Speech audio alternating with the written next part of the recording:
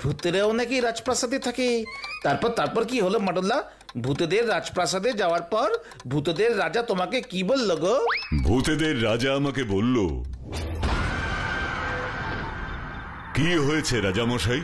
কি হয়নি বলো বাটুল, কি হয়নি বলো? একেবারে রাজা থেকে গরিব হয়ে গেলাম।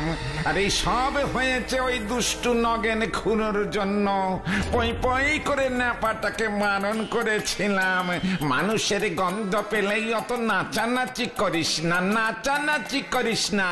সেই করলো আর আমাকে একেবারে ডুবিয়ে দিল বাটুল, একেবারে ডুবিয়ে দিল।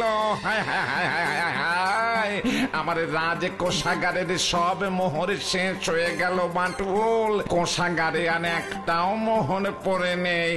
এখন তুমি আমাকে এই বিপদ থেকে উদ্ধার করো বাটুল, উদ্ধার করো।